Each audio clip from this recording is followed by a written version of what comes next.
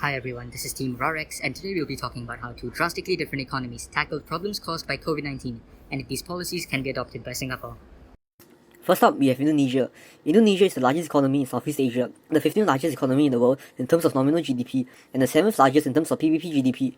It is the third largest democracy in the world, and is a major exporter of petroleum and gas. Its GDP currently stands at $1.15 trillion USD, and its main sectors are service and industrial.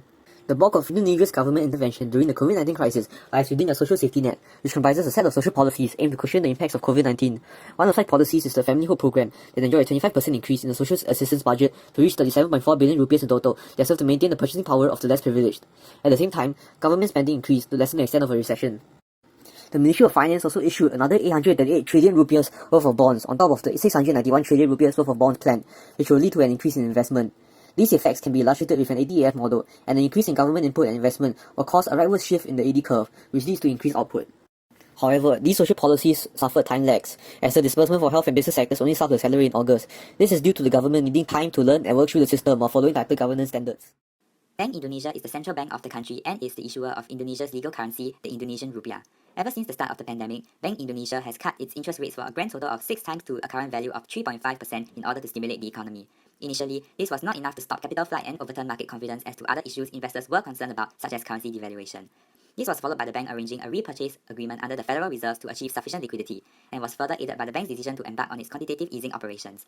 Bank Indonesia purchased 397.6 trillion rupiah worth of government bonds from the Ministry of Finance in order to fund the budget deficit, with aims to increase money supply, leading to lower interest rates, thus incentivizing consumers to spend instead of save due to lower returns, at the same time attracting firms with the low cost of borrowing to expand their businesses. However, an initial 2.5% drop in value of rupiah was observed with effect as investors worried of a weaker currency as a result of an increased monetary base. The deregulation bill under Indonesia's omnibus law that was passed by Parliament in October last year was envisioned for the long term. Such cutting of red tape eliminates restrictions to enable new businesses to enter the market, thus promoting competition and creating a good incentive for such businesses to improve innovation and enterprise. This way, more resources can be put into research and development as well, resulting in the rightward shift in aggregate supply to unveil the new and increased potential output.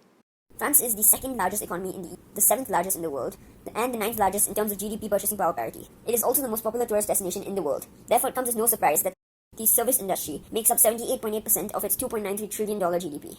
The French government has been practicing deficit spending for many years before the pandemic. However, they decided to ramp it up during the COVID-19 pandemic to help tide over the economic challenges which the pandemic posed. The 2020 deficit was an all-time high for France, and the debt-to-GDP ratio currently stands at around 100%. France has set up a partial activity working scheme in which the company pays 70% of the pre-tax income to its employees, and the company gets reimbursed fully by the state for salaries up to €6,927. The effect of the scheme can be modeled using the aggregate demand function, and it can be seen that the C and G functions will both increase. This is because the French government is directly spending money to support the salaries of more of its people. However, workers will then use that money to spend on their own goods and services in order to improve their life and bring their life back to their pre-COVID levels. A potential concern with this scheme is that some of the government funds may go to waste, as companies may have already been able to pay their workers. However, this does not apply to a majority of the companies, as most companies in France were adversely affected by the COVID-19 pandemic.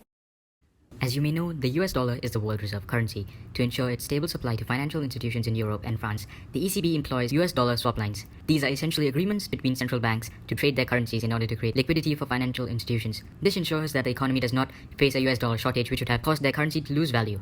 In addition, the ECB also employed various forms of QE as shown in the diagram.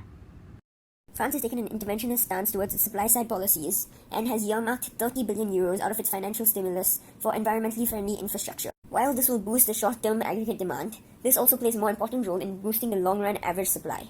This will be vital in helping France's economy grow post-COVID-19. Having looked at France and Indonesia, let's discuss if these policies can be adopted by Singapore. But first, a quick look into Singapore's economy. Singapore is a city-state with a GDP of $390 billion. Having no natural resources, it relies mainly on trade, tourism, and some industrial activities. It is also known to be one of the few first-world countries which managed to have low government spending as a percentage of the GDP. The Keynesian multiplier effect is based on the fact that one agent's spending is another agent's income. Thus, an increase in private spending, government spending, or investment expenditure raises the GDP by more than the amount of the increase, a multiplier of sorts. In order to rank the multipliers of Singapore, France, and Indonesia, we measured their average propensity to save and compared them against the other countries. The order of average propensities to save, starting with the lowest, was France, Indonesia, Singapore. Thus, the reverse order, Singapore, Indonesia, France, was the order of the multiplier effects. Thus, France had the highest multiplier effect. Singapore has attempted a scheme very similar to France in this aspect, called the Job Support Scheme. However, France is funding jobs a lot more liberally, while Singapore has taken a more targeted approach by helping workers who will soon have to become structurally unemployed to reskill and improve their productivity. This ensures that government funds are optimized. This policy was largely effective as shown by the peak unemployment in Singapore at 3.6%, which is only 1.5 more than the norm of 2.1%. Singapore's strategy would also work better in the long run as it requires taking up less debt, so there will be less inflation and it is unlikely that taxes will need to be raised in the future to repay the debt. Given that Singapore relies heavily on trade and that swap lines are extremely effective in trading liquidity, the Singapore Central Bank has added itself to the list of central banks which employ swap lines. France set up a large infrastructure bill to ensure that new, more sustainable jobs are formed to help replace the jobs lost due to the economic impact of COVID. Singapore, however, faced a much smaller unemployment than France, making the situation very different. Should Singapore attempt France's policy, the Singapore government would likely have a large deficit, which would be undesirable. Furthermore, many of the jobs created would be for foreigners as the unemployment here is relatively low and there are not enough blue-collar workers in Singapore. Just like Indonesia's social safety net, Singapore has pushed for similar policies targeted at supporting lower-income groups, one of which is the Courage Fund for lower-income households that involves a one-time lump sum to help vulnerable groups during this phase of heightened alert.